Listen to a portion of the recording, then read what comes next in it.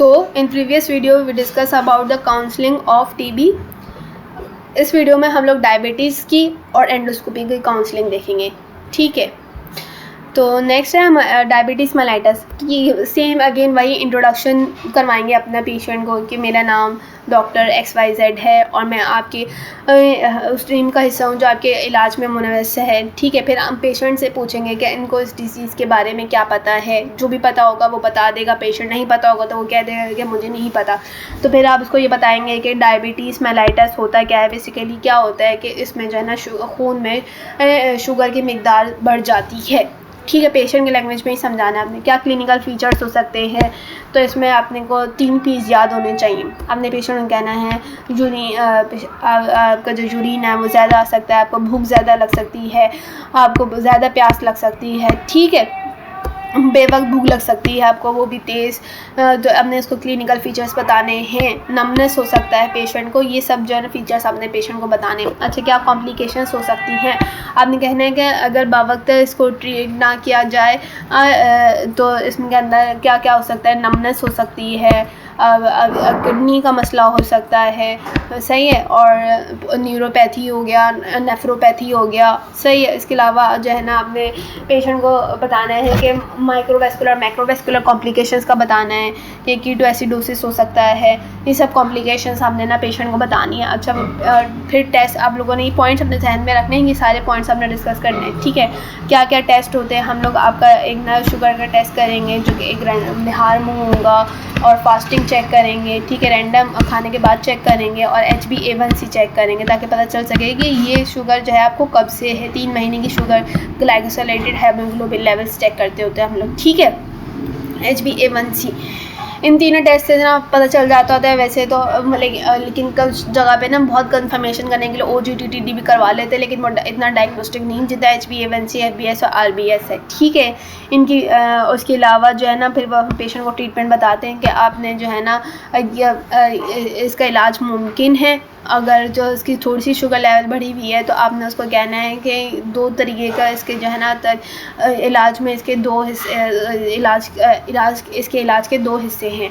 एक तो ये है कि आप लाइफस्टाइल मॉडिफिकेशन करें और दूसरी हैं दवाएं। तो पहले आप लाइफस्टाइल मॉडिफिकेशन के बारे में उस पेशेंट को बता देंगे कि लाइफस्टाइल मॉडिफिकेशन क्या होती है, कि अगर स्मोकिंग करता है तो वो छोड़ दे, अल्कोहल करता है तो वो छोड़ दे। उसके अलावा पेशेंट को कहेंगे कि वो वॉक करना शुरू कर दे, सेडेंटरी लाइफस्टाइल छोड़ दे, एक्सरसाइज कर दे, वेट रिडक्शन करे थोड़ी अपनी, ठीक है, अगर वो ओबीस है तो। और उसके अलावा पेशेंट को कहेंगे कि वो पोर्शन कंट्रोल करे, फास्ट फूड अवॉइड करे, ड्रिंक्स अवॉइड करे, जो सॉफ्ट ड्रिंक्स हैं हमारे पास, कार्बोनेटेड ड्रिंक्स हैं, उनको लेने से मना कर देंगे। उसके अलावा पेशेंट को कहेंगे कि वो सब कुछ खा सकता है, ये नहीं कि कुछ नहीं खा सकता, खा सब कुछ सकता है लेकिन कम क्वांटिटी में खाए, ठीक है। ये तो हो गए हमारे पास डायबिटिक लाइफस्टाइल मॉडिफिकेशन, जिसमें हमने डायबिटीज़ डाइट की बात कर ली। अच्छा, ये है कि एक ही वक्त पे खाए रोज़, ऐसा नहीं है कि बेवक्त कभी भी उठ के खा रहा है। अगर वो 3 टाइम मील ले रहा है तो 3 टाइम ही मील ले, ठीक है। इस तरीके से नहीं करे कि हमारे पास वो 5 दिन में 5-5, 6-6 दफ़ा जो है ना खा रहा है और बड़ी बड़ी मील्स ले रहा है। पोर्शन कंट्रोल करके खाए, ठीक है। और अगर अपने फूड का ख़ास ख्याल रखें क्योंकि गैंग्रीन होने के चांसेस हैं, तो आपने कॉम्प्लिकेशन में ही बताना है कि गैंग्रीन भी हो सकती है, ठीक है। फूड केयर मतलब फूड को अच्छे से इसके हाइजीन मेंटेन करे, फूड की अक्सर और शूज़ वेयर करें अच्छे से। और पेशेंट जो है ना अपने फूड की वेयर केयर नहीं करते जितने अपने हैंड्स और ना फेस की करते होते, तो आपने उसको पेशेंट को कहना है कि आप फूड की भी केयर करें अपनी, क्योंकि इसमें भी चांसेस है इन्फेक्शन वगैरह होने के, इन्फेक्शन के रिस्क बढ़ जाते हैं ना डायबिटीज़ में, ठीक है। ये तो हमारे पास हो गई लाइफस्टाइल मॉडिफिकेशन। नेक्स्ट स्टेप था हमारे पास ओरल हाइपोग्लाइसेमिक ड्रग्स।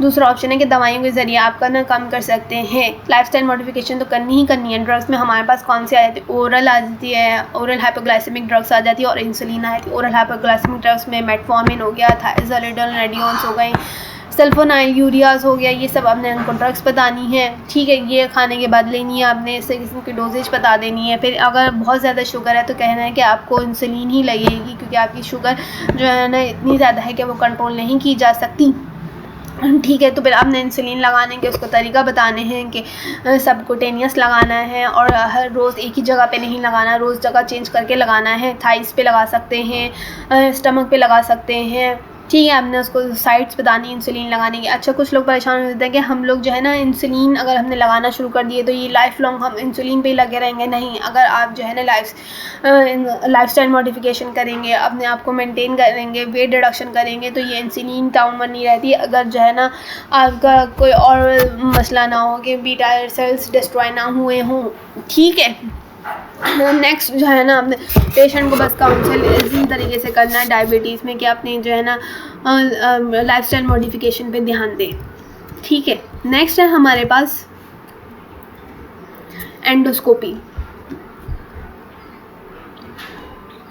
एंडोस्कोपी में ना यही सब पूछते होते हैं कि पेशेंट से वही इंट्रोडक्शन करवाएंगे, पूछेंगे इस टेस्ट के बारे में क्या आपको पता है, पेशेंट को एक्सप्लेन करेंगे प्रोसीजर क्या है, प्री रिक्वेस्टीज़ में ना क्या कहते होते हैं कि ना फूड जो है ना 8 घंटे लेना बंद कर दें, 8 घंटे इस टेस्ट से पहले मना कर देते हैं। और सिर्फ लिक्विड्स जो है ना वो भी सिर्फ वाटर, नॉर्मल लिक्विड जो होते हैं नॉर्मल वाटर, वो भी लेने से मना कर देंगे 4 आवर्स पहले से, ताकि जो है ना टेस्ट में आसानी हो, ठीक है। प्री रिक्वेस्टीज़ में यही है। उसके अलावा इस प्रोसीजर में इसको कहेंगे कि ये ना एक ट्यूब होती है जिसके ऊपर एक छोटा सा कैमरा लगा होता है, जो कि हम आपके जिस पर हम पहले